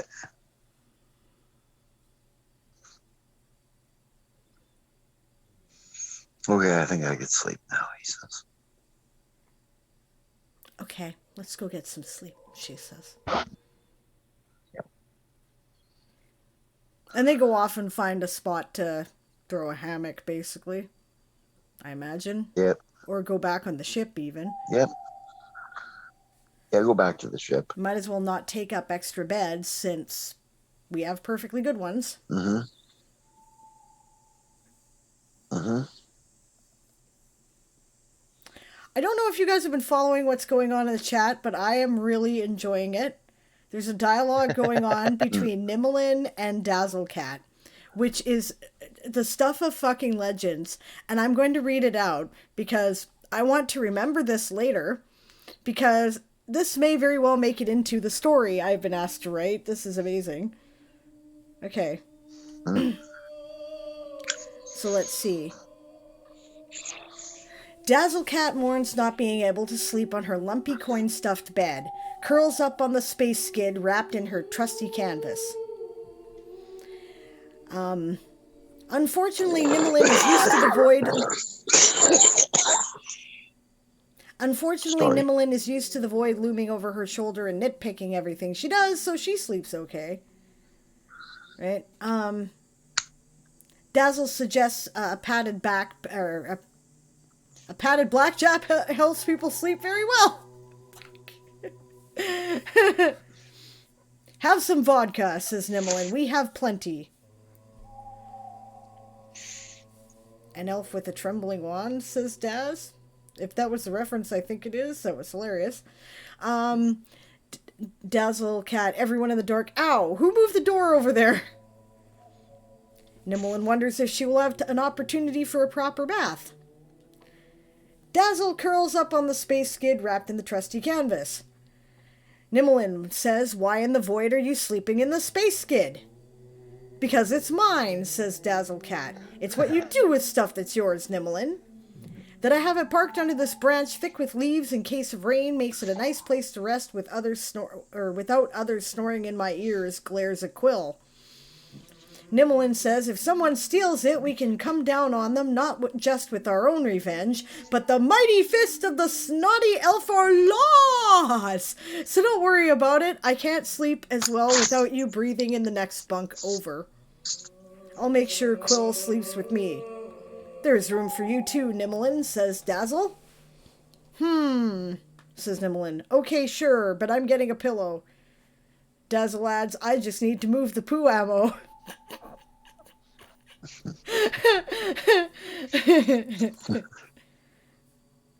Yeah, I don't think that's canon, Daz. The poo ammo? Yeah, the poo ammo is canon because we've referred to it too many times. Yeah. I mean, it may not actually cause any real damage when fired, but it sure will piss people off and decrease morale. Yeah. Yeah. Well, it doesn't stink because the jars are sealed shut. Drop a jar, though, says Dazzle. Yeah, and then Nimmerlin says, and the skid is made for search and rescue as well. There's plenty of room without one of us sleeping with the poop ammo. True, says Dazzle. She shuffles things about. There we go. Okay, good night, says Nimmerlin. Goes to sleep. That is awesome. The comedy scene I can make out of that. Brilliant. Okay. Does anybody not sleep? Well, I know that Crowley is out doing patrol, and Madrimlian is basically assuming the coordination, the C3 position for the night. Yep.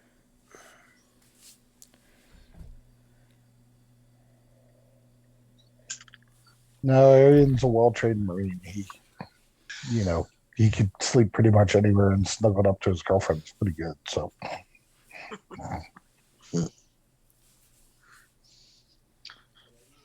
Yeah, Ruavel finds sleep actually easier than he thought. Yeah.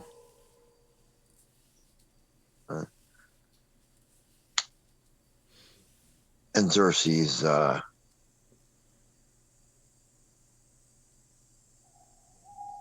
he lays awake most of the night. Yeah, Von Vin will hold him.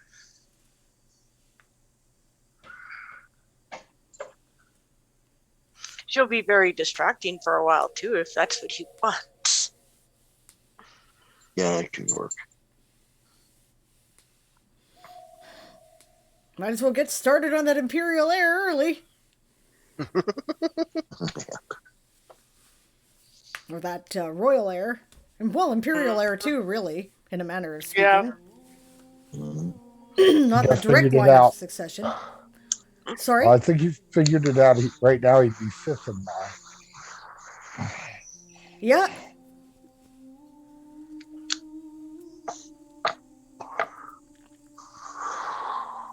Yeah, Celine makes use of the wonders of that Aryan Rod gives her to help Ruvel sleep. Which brings good dreams. Yeah. Yeah. Ruvel sleeps actually quite well. Goddess blesses his sleep. He's a paladin. Yeah. She is the goddess of dreams, after all. Yep. So they actually sleep properly. Mm.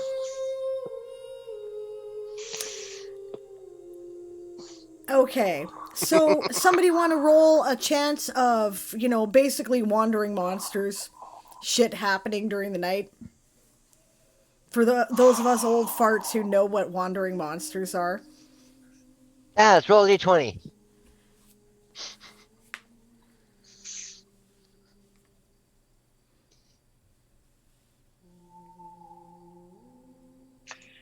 If Stretch were here, we'd have him roll. It's true. I was just thinking that, too. D20. Yeah, I know. The standard magic, Oh, there we go. 19. Okay, so the question is, do you guys want there to be trouble in the middle of the night? I guess I should ask that first, but... That's up to you. I was going to say the characters probably need a night off. Yeah. Given the current hour, we do not want to combat. That's true. Mm. Of course, the question is, I don't know, was Blake looking to get into shit, basically?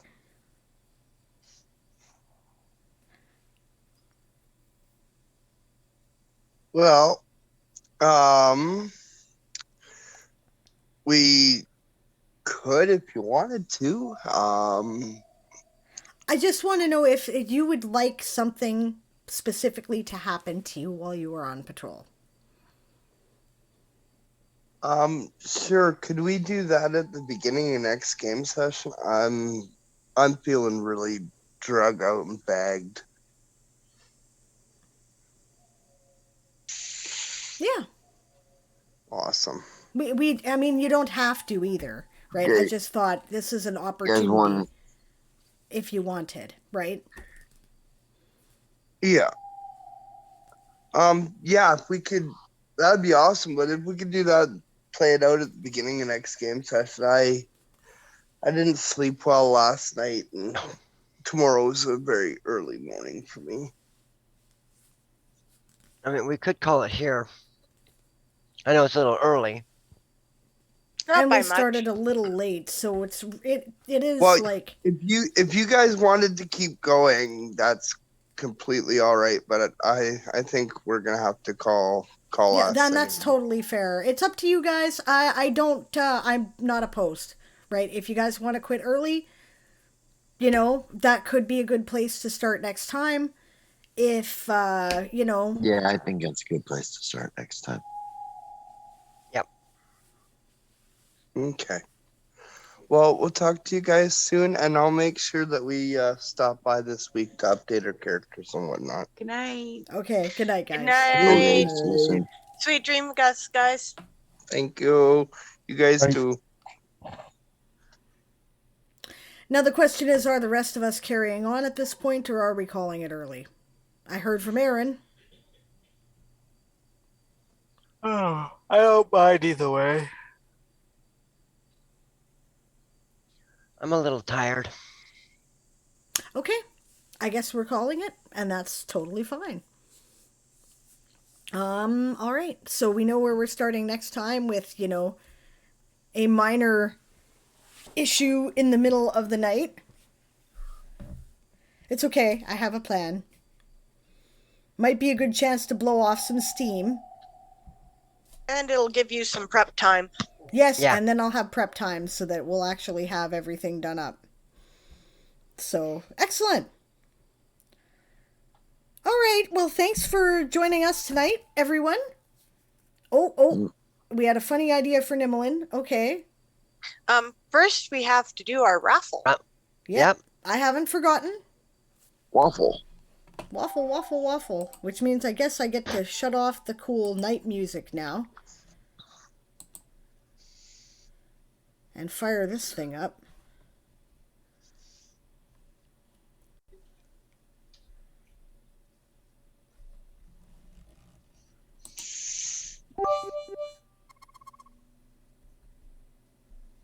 Aw, thanks, Eli. That's 50 bits Aw. from Eli. Thank you very much. Say thanks for being awesome. All right. So last chance to enter the raffle.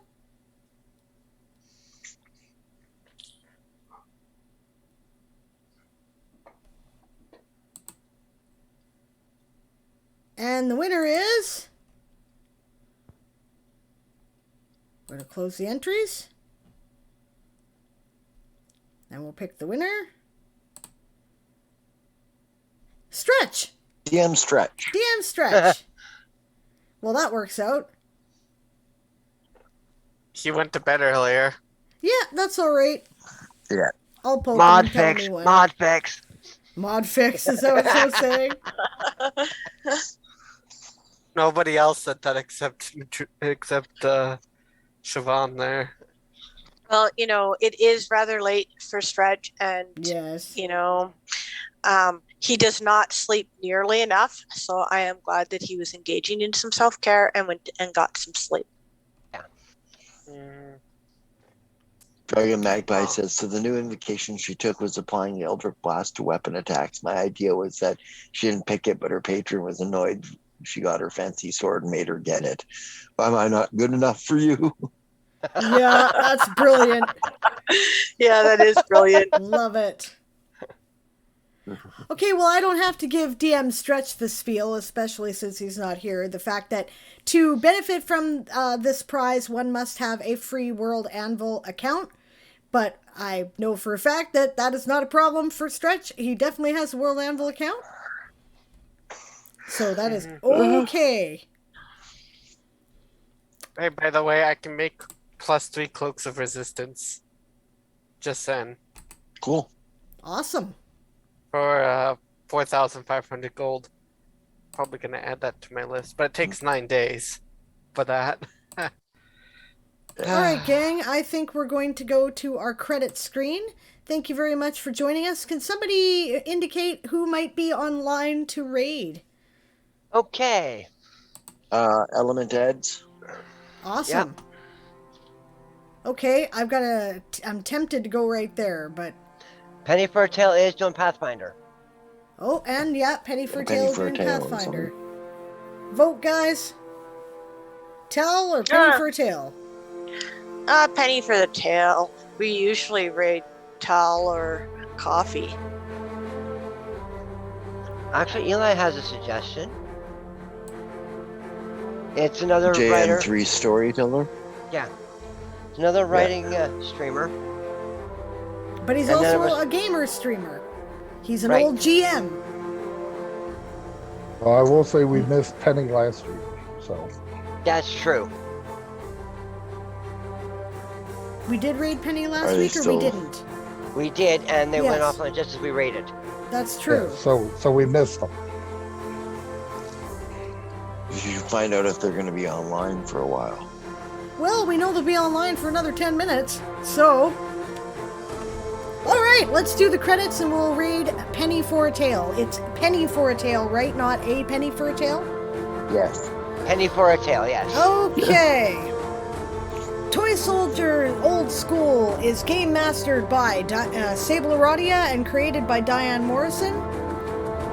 Audio and video provided by Zoom. Character graphics provided by Hero Forge. Sound effects and ambience provided by Sirenscape. Music provided by White Sand. Check out his Patreon at patreon.com/whitesand. Mapping software provided by Campaign Cartographer 3+, World Spinner, and Incarnate with adaptations in Adobe Photoshop. Gaming software provided by Fantasy Grounds, Hero Lab, and World Anvil. Check out our campaign at www.worldanvil.com/w/Toy Soldier Saga. The Toy Soldier Saga is copyright 1995 by Diane Morrison, all rights reserved. Thank you guys so much for joining us. Monday is our day off. Aaron will be back on Tuesday with Ask an Old GM at 2 p.m. Pacific, 5 p.m. Eastern, 10 p.m. UTC and in the UK, and that will be 7 o'clock in the 7 a.m. morning on Wednesday for those of you in Australian Eastern Time. Our raid call is prepare to be boarded. Make sure that you shout that when you get there, and we're going to go visit Penny for a Tail.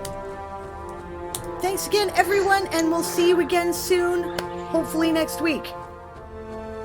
Don't forget about the reading stream on Saturday, and don't forget that the first reading stream is only going to be up for 2 more days, so take a watch while you have the chance if you are interested in hearing the story of a few good elves. We'll see you again soon. Bye, everyone.